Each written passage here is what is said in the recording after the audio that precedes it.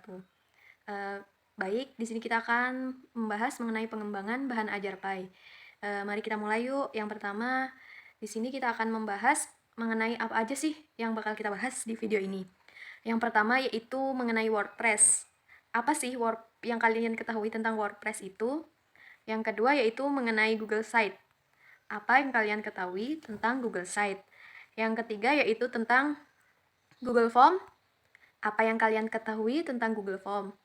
Yang keempat, yang terakhir adalah software editing. Nah, apa aja sih software editing yang kalian ketahui dan bagaimana cara penggunaannya? Baik, kita akan masuk ke bagian pertama yaitu WordPress. Ada yang tahu apa itu WordPress? Jadi, WordPress ini adalah Content Management System atau CMS yang diluncurkan oleh Matt Mullenweg dan Mike Little pada tahun 2004 sebagai sebuah CMS. Nah, WordPress bisa membantu kita membuat dan mengelola website tanpa coding. Nah, kita bisa menata tampilan, menambahkan fitur, dan membuat konten di website dengan mudah.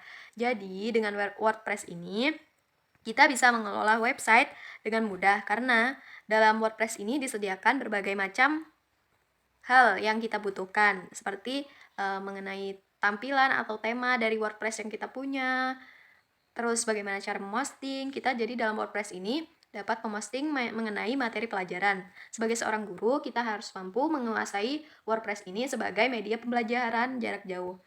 Baik, kita akan membahas lebih dalam mengenai WordPress ini. Yang pertama yaitu mengenai cara membuatnya. Bagaimana sih cara membuat WordPress? Yang kedua yaitu beranda WordPress. Apa aja sih yang ada di WordPress? Yang ketiga yaitu mengenai tampilan. Bagaimana cara mengubah tampilan atau tema di WordPress yang ada. Dan yang terakhir, bagaimana cara memposting pembelajaran atau materi pembelajaran yang ingin kita sampaikan kepada murid. Yang pertama yaitu tentang cara membuat WordPress. Jadi, yuk mari kita simak gimana sih cara membuat WordPress itu. Yang pertama, kita masuk dulu ke akun Google. Lalu kita ketikkan WordPress login dan kita pilih bagian yang paling pertama. Lalu akan muncul WordPress bagian seperti itu. Nah, apabila kita belum mendaftar, kita harus mendaftar lebih dahulu menggunakan akun email. Jika sudah, tinggal kita masukkan. Setelah itu, kita akan masuk ke tampilan seperti itu. Nah, setelah itu kita dapat mengedit. Seperti itu cara membuat WordPress. Selanjutnya tentang beranda WordPress. Jadi apa aja sih yang dapat kita lakuin di WordPress itu? Jadi yang pertama, dalam WordPress ini kita bisa mengubah tampilan dengan mengubah tema sesuai dengan kehendak kita. Yang kedua, kita dapat memposting materi pembelajaran. Seperti itu. Selanjutnya, bagaimana sih cara mengubah tampilan di WordPress itu? Yang pertama, kita pilih menu bagian tampilan. Nah, akan muncul seperti itu. Nah, kita tinggal memilih tema seperti apa sih yang kita inginkan. Selanjutnya yaitu bagian post. Bagaimana sih caranya kita membuat postingan atau blog di WordPress? Yang pertama yaitu kita pencet bagian menu yaitu WordPress. Nah, akan muncul bagian seperti di sebelah kanan. Setelah itu kita bisa menambahkan postingan baru mengenai WordPress itu. Nah, begitu selanjutnya akan dilanjutkan yaitu mengenai materi tentang Google Site. Perkenalkan, nama saya Sri Rahayu. Baiklah, di sini saya akan menjelaskan tentang Google Sites. Apa sih itu Google Sites? Google Sites adalah tool untuk membuat website atau halaman web untuk tim, proyek, event, atau keperluan khusus lainnya. Jadi, Sites adalah tool ideal untuk membuat website internal yang hanya akan diakses oleh orang-orang tertentu dengan fitur dan fungsi yang sangat spesifik. Website yang akan dibuat di Sites akan kompatibel untuk semua jenis layar tanpa harus melakukan konfigurasi tambahan.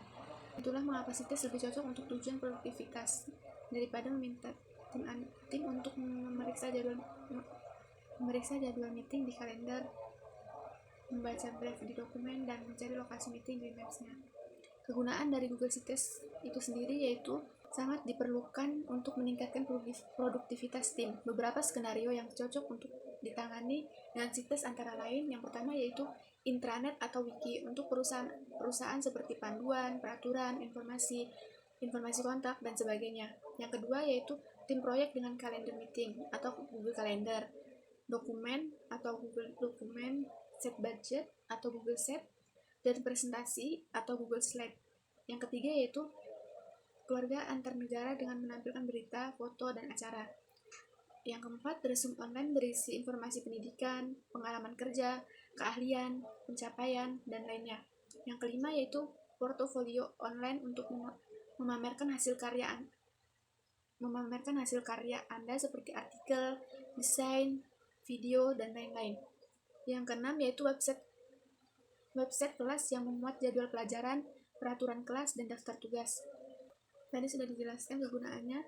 Sekarang kelebihan dan kekurangan dari Google Sites itu sendiri, yaitu kelebihan Google Sites yaitu yang pertama gratis, yang kedua cepat dan mudah, yang ketiga sama sekali tidak memerlukan keahlian pemrograman dan database, yang keempat cocok untuk pemula yang ingin membuat website untuk pertama kalinya, yang selanjutnya tidak memerlukan instalasi software, terintegrasi dengan Google aplikasi, kreator bisa mengakses tool dari mana saja, kreator punya kontrol penuh terhadap hak akses, yang terakhir yaitu bisa berfungsi sebagai project manager sederhana. Kekurangan dari Google Sites itu yaitu yang pertama, fungsi dan fitur tidak selengkap website builder lainnya. Selanjutnya kustomisasi kurang, tidak cocok untuk website bisnis dan profesional, hanya mendukung integrasi dengan aplikasi Google. Aplikasi non-Google mungkin tidak bisa digunakan di Sites. Yang terakhir yaitu URL website harus diawali dengan sites google.com yang terlalu panjang dan kurang menarik. Warahmatullahi wabarakatuh. Perkenalkan, nama saya Nurlindisa Fitri, program studi pendidikan agama Islam. Di sini saya akan menjelaskan apa itu Google Form. Apa itu Google Form? Google Form adalah aplikasi yang berbasis web sehingga memudahkan untuk pengguna untuk mengaksesnya dengan menggunakan komputer, laptop, dan gawai tanpa mengenal tempat dan waktu selama ada jaringan internet. Yang kedua, fungsi dari Google Form untuk dunia pendidikan. Yang pertama, Google Form dapat memberikan tugas atau latihan atau ulangan online melalui laman website. Yang kedua, dapat mengumpulkan pendapat orang lain melalui laman website. Yang ketiga, dapat mengumpulkan berbagai data siswa atau guru melalui halaman website. Yang keempat, dapat membuat formulir pendaftaran online untuk sekolah. Dan yang kelima, dapat membagikan kuesioner kepada orang-orang secara online. Yang selanjutnya yaitu keunggulan Google Form dalam dunia pendidikan. Yang pertama, tampilan form yang menarik. Aplikasi ini menyediakan fasilitas kepada penggunanya untuk memasukkan dan menggunakan foto atau logonya sendiri di dalam survei tersebut. Aplikasi ini juga memiliki banyak template yang membuat kuis dan kuesioner online semakin menarik dan berwarna.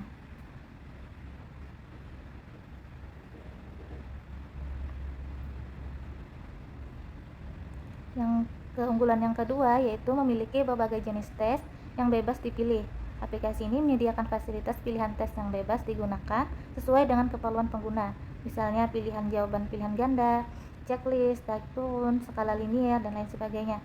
Nah, kita juga dapat menambahkan gambar atau video YouTube ke dalam kuis. Yang selanjutnya yaitu responden dapat memberikan tanggapan dengan segera dimanapun. Nah, aplikasi ini dapat digunakan setiap orang secara gratis untuk membuat kuesioner online dan kuis online menggunakan laptop ataupun handphone yang terhubung dengan internet, lalu dapat membagikan alamat link formnya kepada para responden sasaran atau menempelkannya di sebuah halaman website. Selanjutnya yaitu cara membuat Google Form. Langkah pertama kita tinggal masuk ke Google Drive. Kemudian pada bagian sini Google Drive, pada bagian sisi kirinya di sini itu ada tulisan kata baru atau ada tanda plus di sini. Kemudian kita pilih Google Formulir yang bagian bawah yang ada warna ungunya ini, yang ini. Oke. Selanjutnya tampilannya menjadi kita akan masuk ke Google Formulir. Nah, di sini kita tinggal tekan saja formulir tanpa judul yang ini, maka kita isi menjadi soal UAS PAI. Nah, di sini yang bagian bawahnya kita tulis nama. Nah, pada bagian di sini tadi untuk membuat password kita hanya mengklik pada tanda tambah yang di bagian atas yang ini.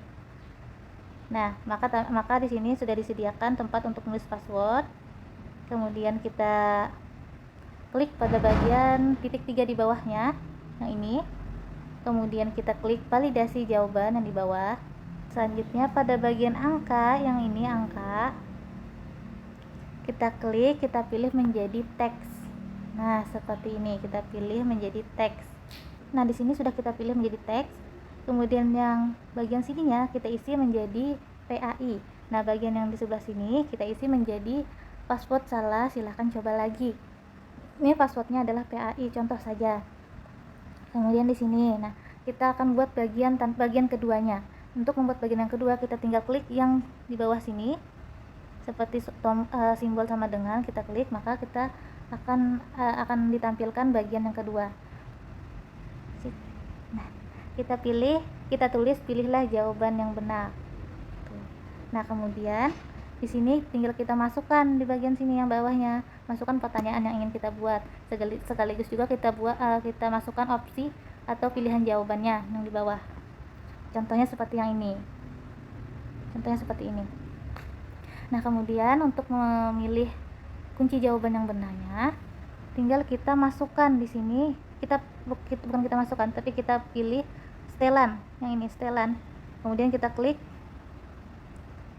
jadikan ini sebagai kuis, kita klik, maka tampilannya menjadi seperti yang di samping kanan. Nah, di sini ada pertanyaan yang tak terjawab, juga diklik, jawaban yang benar juga diklik, nilai poin juga diklik, kemudian nilai poin pertanyaan 10 poin. Nah, maka di sini kita bisa memasukkan kunci jawabannya. Di sini. Nah, di bawah sini ada tulisan kunci jawaban, kita pilih, kemudian kita pilih lagi jawaban yang benar, Nabi Muhammad SAW.